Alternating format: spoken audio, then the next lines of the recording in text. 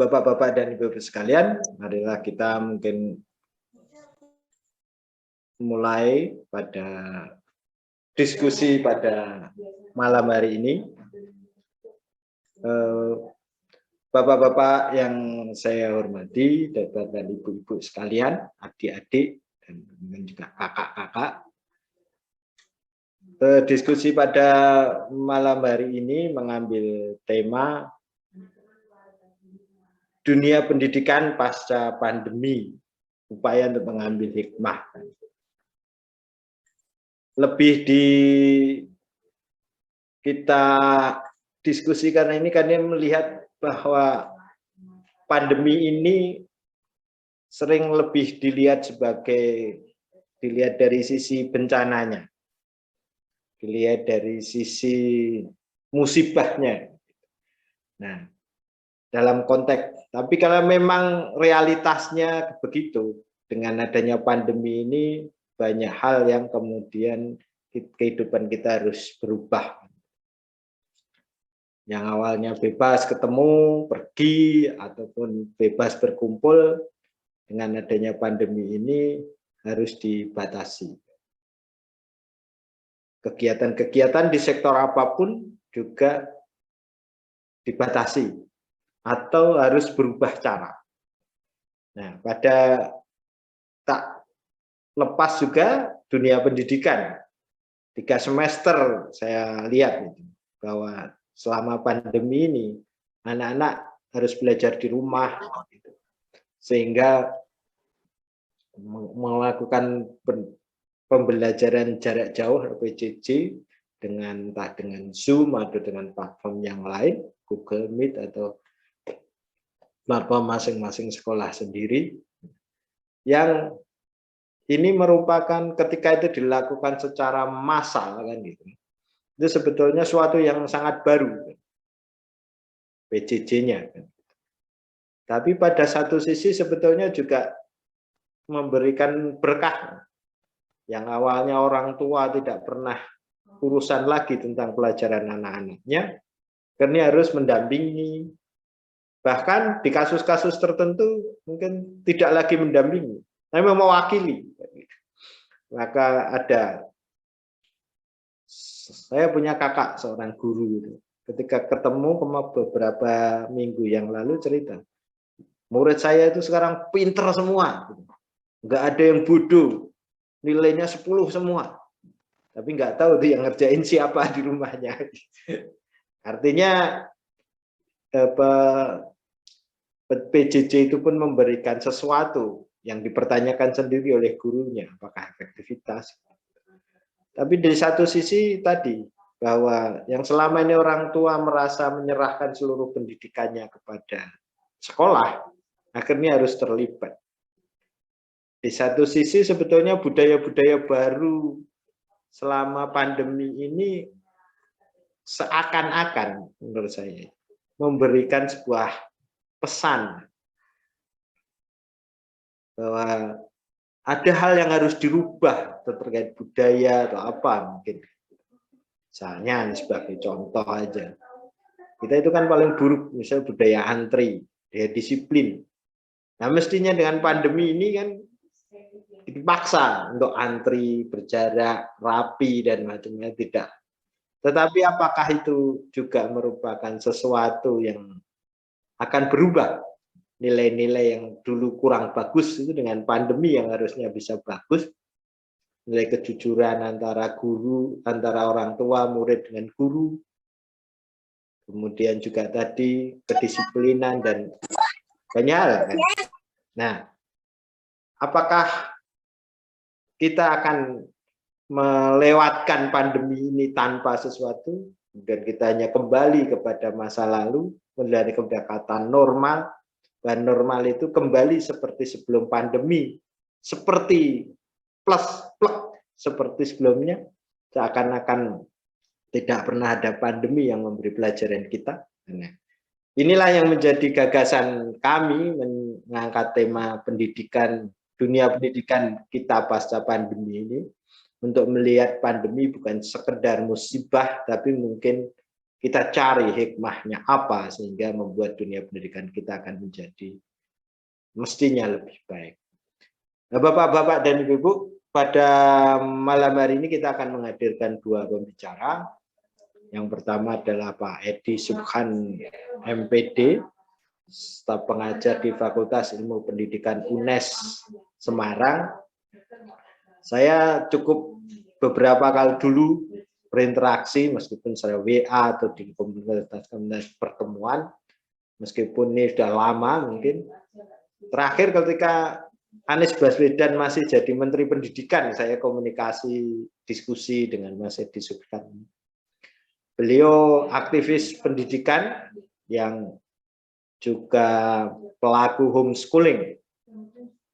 Dia sangat, kalau saya melihat dia untuk mensyarah pemikiran-pemikiran pedagogi kritis semacam Paulo Freire, itu kita bisa bertanya kepada beliau untuk menjelaskan dengan lebih baik kan. Jadi kita menghadirkan seorang dosen di dunia kependidikan, pelaku pendidikan juga, dan penulis buku pendidikan kritis. Ya, pendidikan kritis salah satu buku yang beliau tulis. Dan malam hari ini yang beruntung, ada 5 peserta yang beruntung akan kita kirimi secara gratis buku pendidikan kritis. Kemudian yang kedua pembicara kita adalah Bapak Ahmad Supari, MPD, aktivis juga lama di Semarang, dia tinggal di Kendal, sekarang memimpin dan mengelola pondok pesantren Al-Ulia, asesor di di dinas pendidikan juga, dia yang mengasesori kepala-kepala sekolah, guru-guru itu. Dan SM, Pak. Hah? Badan Akreditasi Nasional Sekolah Madrasah. Oh, Badan Akreditasi Sekolah itu ya? Bukan yang BSNP itu, Mas? BSNP. Wah, yang itu sudah dibubarkan itu. Ya, BSNP-nya dibubarkan. Semoga yang BASN tidak ya. Nah, kemudian beliau juga aktif di Ma'arif, sekarang jadi wakil ketua LP Ma'arif PCNU Kendal.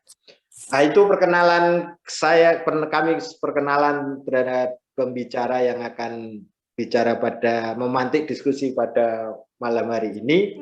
Mungkin untuk menghemat waktu, karena waktu sudah menunjukkan jam 20, kita akan persilahkan pembicara pertama nanti Pak Edi Subhan untuk memulai sebagai pemantik diskusi pada malam hari ini. Monggo Pak Edi Subhan, kami persilahkan waktu pada Bapak. Matur suwun Mas Sabto. Assalamualaikum warahmatullahi wabarakatuh. Waalaikumsalam warahmatullahi wabarakatuh, Bapak Edi. Sesuai 25 menit masih. 25 menit ya. Semoga mungkin bisa lebih singkat lah. Oke, saya akan mencoba menyampaikan poin-poin yang saya renungkan selama ini ya, seperti yang dikemukakan oleh Mas Sabto tadi, bahwa selain kita melihat bahwa pandemi COVID-19 ini memang imbasnya luar biasa bagi kehidupan kita, tapi kalau kita melihat dari dunia pendidikan, barangkali kita bisa melihat ada hal lain yang bisa kita petik pelajaran, atau ada hikmah, ada hal-hal yang barangkali bisa berguna untuk perkembangan dunia pendidikan ke depan gitu. Seloroh dari banyak teman-teman dulu ya, ketika mencoba untuk mengenalkan learning management system dan sejenisnya itu, kalau di dunia saya di fakultas itu kan saya home base-nya di prodi teknologi pendidikan, itu sangat lama sekali untuk bisa mengajak guru-guru mengenal TIK, padahal teknologi informasi dan komunikasi itu yang sekarang didominasi oleh yang basisnya internet, itu kaya dengan sumber-sumber belajar yang luar biasa banyaknya. Tapi dengan adanya COVID-19 ini langsung saja hampir ya mungkin 80-90% ya, kecuali di daerah-daerah yang memang infrastruktur internetnya belum memadai, langsung saja dipaksa untuk pakai TIK itu gitu. Jadi pandemi COVID-19 ini di satu sisi justru lebih hebat daripada pemerintah, justru lebih hebat daripada cendekiawan manapun yang mencoba untuk mengenalkan teknologi mutakhir sebagai sarana untuk bisa mengakses ilmu pengetahuan yang sangat banyak itu di dunia maya. Tapi terlepas dari itu, barangkali ada beberapa hal yang juga menarik untuk bisa kita lihat bahwa pandemi COVID-19 ini yang sejak tahun 2020 tanggal 15-16 yang sudah memaksa kementerian kita untuk menyuruh anak-anak yang bersekolah di dunia pendidikan formal untuk belajar di rumah saja, dan juga gurunya juga sebagian bekerja di dari rumah juga. Kita bisa melihat betapa dunia pendidikan ini sebenarnya belum siap-siap amat dengan perubahan yang begitu drastis ya, perubahan yang begitu drastis dari yang didesakkan oleh pandemi COVID-19 ini. Nah, salah satu hal yang kemudian diupayakan oleh pemerintah waktu itu kan kemudian membuat rancangan kurikulum darurat, yang kalau kita lihat di kebijakan dari Mas Menteri ya, Mas Nadiem itu, yang disebut dengan kurikulum darurat itu sebenarnya kan kurikulum 2013 yang kompetensi dasarnya itu diambil yang esensial saja. Dengan kata lain, ada kompetensi dasar yang tidak esensial, yang boleh tidak diajarkan begitu. Nah, di satu sisi kita bisa melihat bahwa sebenarnya kurikulum 2013 itu problematik juga. Ternyata ada hal yang nggak esensial itu yang masuk di kompetensi dasar itu, dan kemudian ya boleh saja nggak diajarkan gitu. Jadi kalau kita mengikuti kritik banyak orang bahwa kurikulum kita itu overload materi, maka sebenarnya kebijakan kurikulum darurat itu menegaskan itu. Jadi cukup banyak hal yang sebenarnya ketika dikeluarkan kebijakan itu sebenarnya tidak cukup esensial untuk dipelajari begitu. Nah, terlepas dari itu, kalau kita bicara kurikulum 2013 kan sudah direvisi berkali-kali. Kurikulum 2013 itu direvisi pertama tahun 2016, kemudian tahun 2018 yang difokuskan ke yang jenjang SMK itu, terus kemudian tahun 2020 karena salah satunya karena pandemi COVID-19 ini. Nah, apa yang dilakukan oleh pemerintah itu juga sebenarnya menegaskan hal yang barangkali sangat fundamental ya, dari bagaimana kita memandang pendidikan kita selama ini, atau bagaimana kita merancang pendidikan kita selama ini sebagai satu sistem dengan tujuan yang jelas, dan kemudian kita bisa merekayasa banyak atau menghasilkan banyak kebijakan termasuk atau terutama kurikulum untuk bisa mencapai tujuan tersebut, yaitu bahwa tidak ada yang bisa memprediksi masa depan itu setepat yang diharapkan gitu. Kurikulum 2013 kita itu tidak pernah dirancang untuk menghadapi pandemi, maka kemudian berubah. Harus ada perubahan yang sedemikian ya cukup mendasar sebenarnya.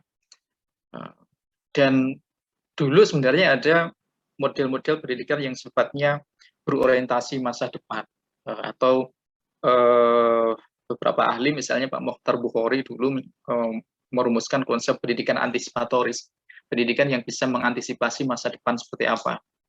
Nah, tapi kejadian dari pandemi COVID-19 ini yang orang tidak pernah menduganya akan semasif ini, intervensinya atau perubahannya yang didesakkan dalam dunia pendidikan ini, kemudian juga menegaskan bahwa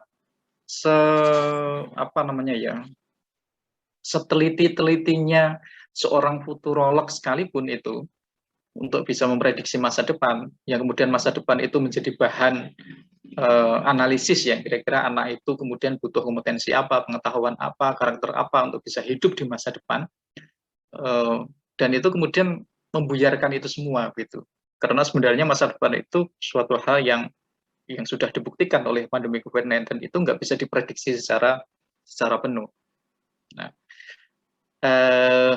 nalar positivistik yang bisa saintifik yang sifatnya positivistik itu kemudian terpatahkan oleh fakta kemarin itu. Nah, ininya kemudian banyak pihak juga mencoba untuk merumuskan satu hal yang sebenarnya nggak baru-baru amat gitu. Tapi bagaimana kalau di dalam dunia kurikulum saja misalnya, dalam dunia kurikulum saja itu bisa merancang kurikulum yang sifatnya customize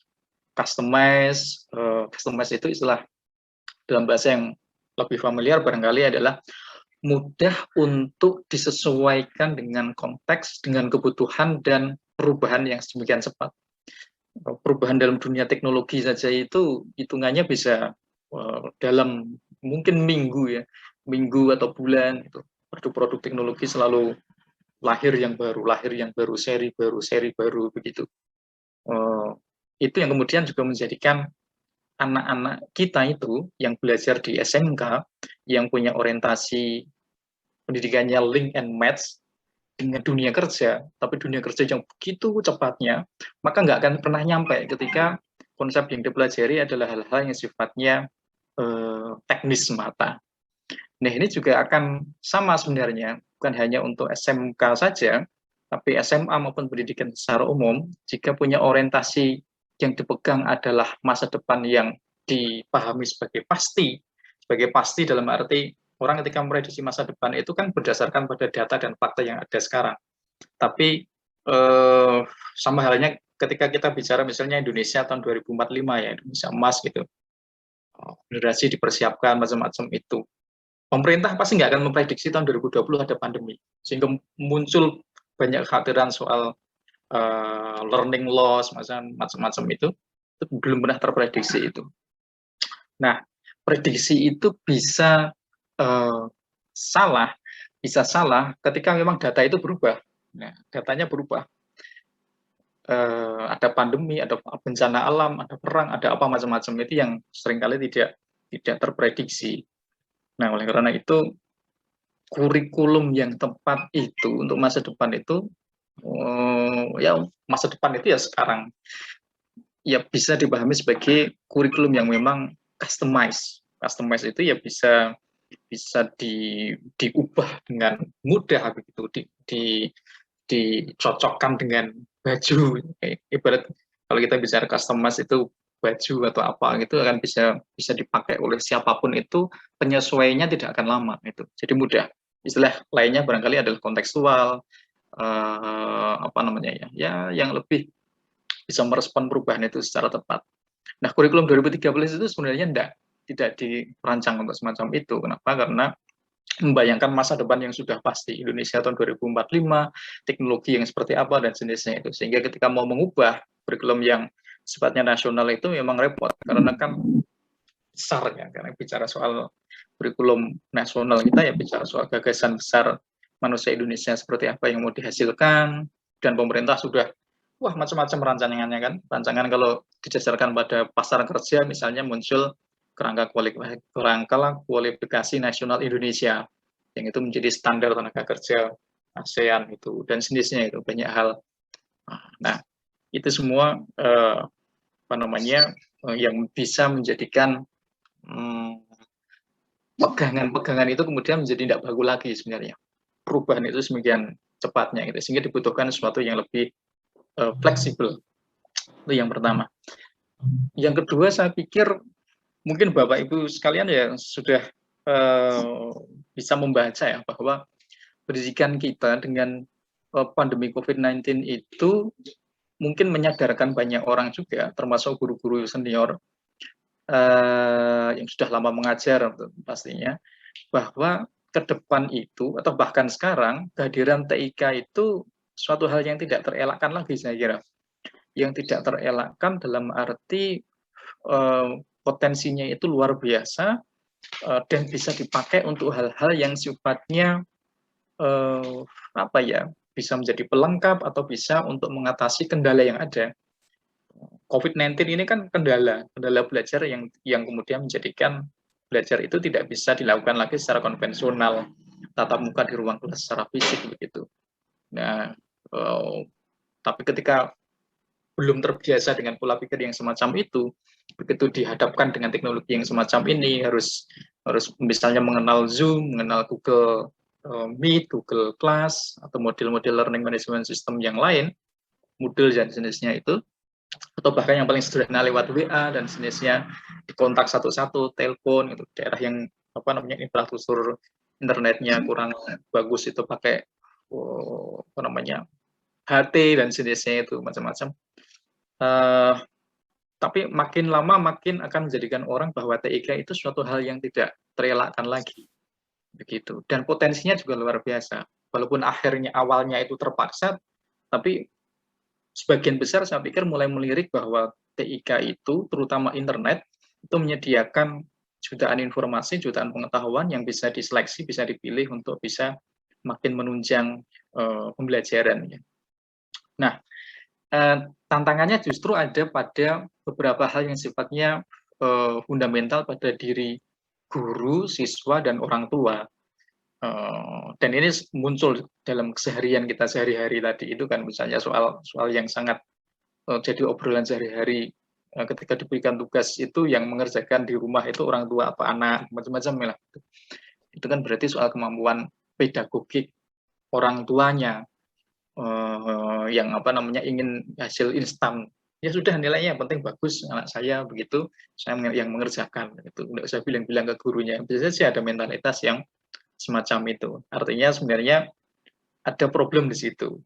Nah, tantangannya satu adalah soal etika di dalam pakai teknologi informasi dan komunikasi, soal literasi digital untuk bisa memilah dan memilih sumber-sumber informasi yang akurat, begitu, tidak asal comot dari WordPress, dari Blogspot, dari macam-macam begitu dan jenisnya.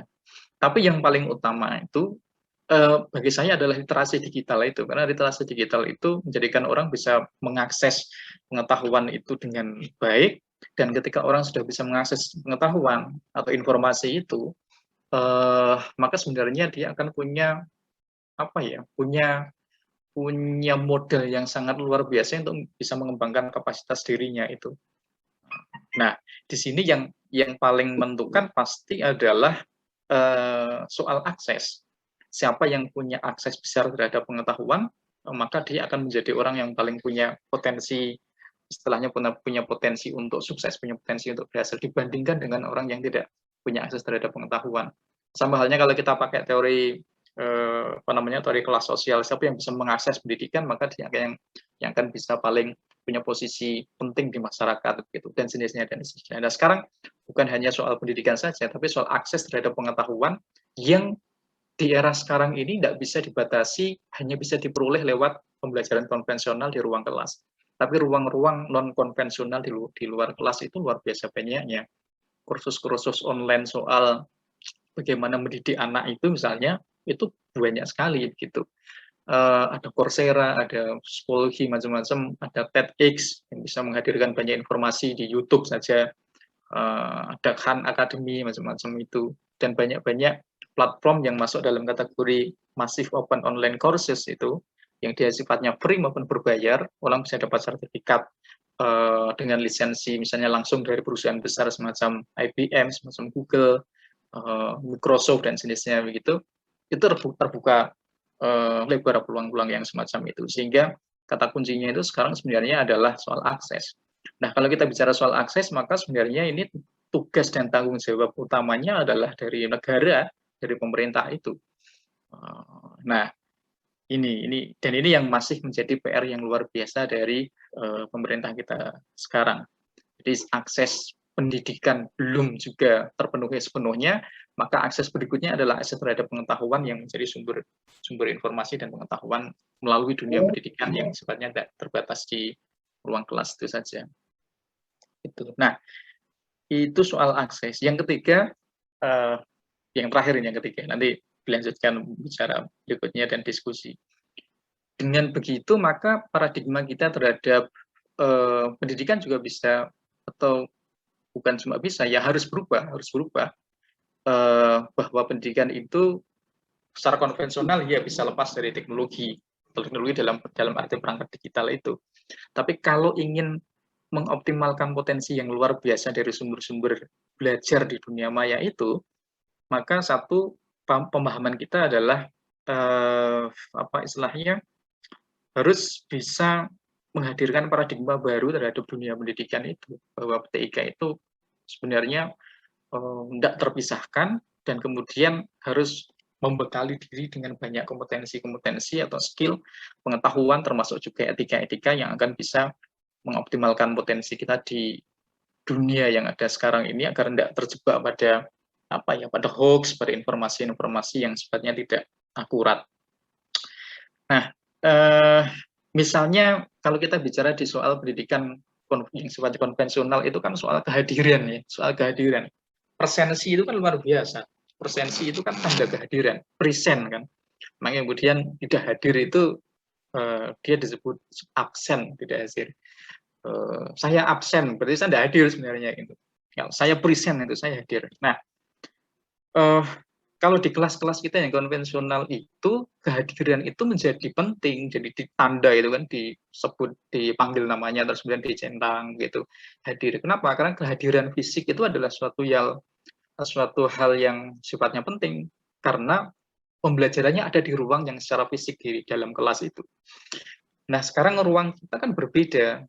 Ruang kita itu sekarang dunia maya, yang bisa kita lakukan pembelajaran yang sifatnya sinkronus semacam ini, tatap muka yang sifatnya dalam satu waktu yang bersamaan, atau yang sifatnya asinkronus. Asinkronus itu bisa lewat email, bisa lewat learning management system, Edmodo misalnya yang Bapak Ibu kenal sekalian, dan macam-macam yang lain itu. Nah, kehadirannya kemudian bagaimana ketika pembelajarannya itu dilaksanakan di learning management system yang asinkronus. Kalau sekarang kan sinkronus, panggil satu-satu, ya gitu. Tapi apakah misalnya orang yang hadir itu bisa dikatakan pasti belajar? Tidak juga. Itu. Kalau keluhan dari banyak guru sekarang misalnya adalah pembelajaran yang semacam ini, yang sinkronus itu ketika dipanggil tidak menjawab gitu, dengan alasan sinyal rusak, sinyalnya hilang dan sejenisnya, perangkat tidak memadai dan sejenisnya gitu ya, bisa saja. Tapi sebenarnya ya sekedar nggak ada niat belajar saja. Maka kalau saya salah satu paradigma yang mesti diubah ya, selain yang lainnya juga banyak, soal skill gurunya dan jenisnya, skill orang tua, siswanya juga niat untuk bisa mengelola pembelajaran dengan baik dari siswanya, motivasinya dan jenisnya. Salah satu yang perlu diubah adalah paradigma kita soal kehadiran itu. Jadi kehadiran secara virtual semacam ini sebenarnya tidak cukup menjadi hal yang sangat dipentingkan, ketika hal utama yang sangat dipentingkan itu sebenarnya adalah bisa menguasai pengetahuan, skill, dan memperbaiki karakter sesuai dengan tujuan pembelajaran tertentu, pada mata pelajaran tertentu misalnya, atau pada jenjang tertentu atau jenis pendidikan tertentu yang lain. Nah, yang paling akan bisa menggantikan paradigma kehadiran itu sebenarnya adalah akses tadi itu. Kita bisa jadi setelah kehadiran, maka kemudian akses ini yang sebenarnya lebih bisa dicek niatnya, lebih bisa dicek niatnya untuk bisa belajar. Kalau hadir, hadir itu salah satu bentuk keseriusan belajar, tapi ternyata enggak juga gitu. Ketika dicek enggak juga. Tapi makanya kemudian yang kedua adalah akses. Kalau sudah mengakses, minimal dia menyimpan informasi itu. Nah, itu di learning management system juga bisa gitu.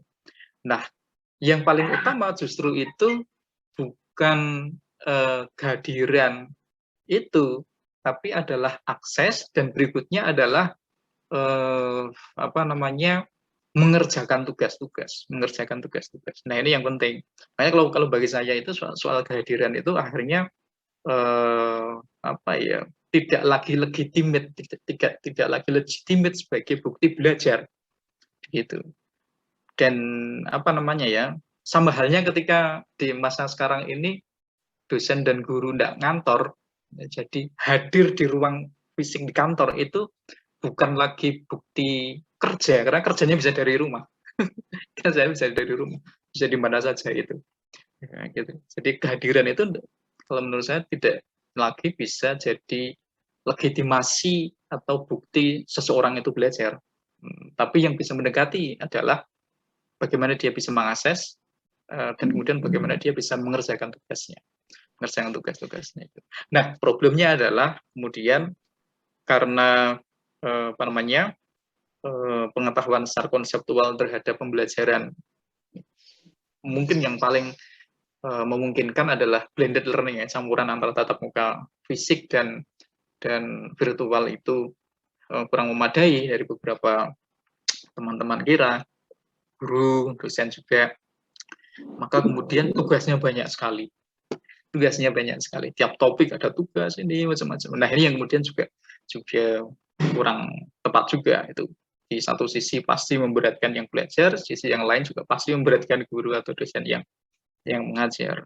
Nah, kalau sudah begitu, maka harus belajar bagaimana kalau mau ke ranah yang sifatnya praktik ya itu. Jadi 1, 2, 3, 4 topik itu tugasnya satu saja. Kalau saya misalnya ya, hal-hal yang sifatnya praktis yang semacam itu.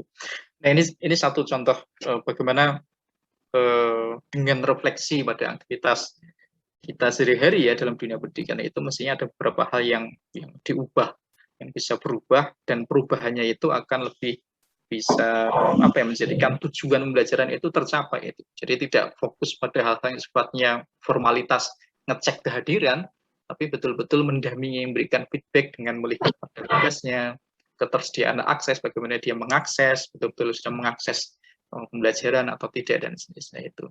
Yang lain misalnya soal kemampuan yang sering disebut self regulated learning, kemampuan belajar mandiri itu juga penting gitu. Kalau enggak pasti nanti akan menggantungkan diri pada orang tuanya, pada kakaknya, pada mbahnya, pada siapa dan seterusnya gitu.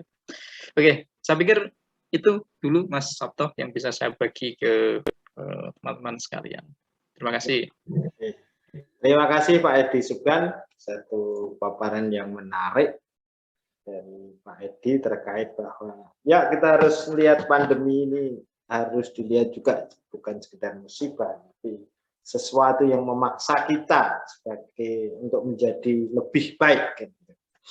Nah, jadi ingat bahwa tadi pemerintah memang tidak pernah mau punya gambaran akan terjadi pandemi, ya karena pada dasarnya setiap rencana itu adalah ceteris paribus ya. Artinya sebuah perencana itu pasti mengandaikan ada yang tidak berubah. Yang berubah adalah kita yang merencanakan, yang kita akan menjalankan. Ada pasti hal-hal. Nah, itu salah satu memang kelemahan. Sifat ceteris paribus harusnya tadi disampaikan bahwa harus punya data segede, sebanyak mungkin untuk merencanakan sehingga ada aspek antisipasinya. Pandemi memaksa kita, guru-guru yang dulu alergi terhadap TIK itu ya, dipaksa sekarang. Tapi ada satu menarik tadi ungkapan Mas Edi terkait dengan akses. Ya, jangankan digital, jangankan teknologi informasi, hal-hal yang biasa-biasa aja kita punya masalah pada distribusi akses, kesempatan akses, kemerataan itu kita juga masih punya masalah tadi. Kemudian tapi ada yang menarik dari ungkapan Pak Edi tadi bahwa present, kehadiran itu bisa jadi ukuran, tetapi aspek yang hadir mengakses apa yang disajikan itu jauh lebih penting karena itu juga menunjukkan semangatnya. Nah, itu catatan yang mungkin saya bisa selintas saya catat beberapa hal, nanti akan kita diskusikan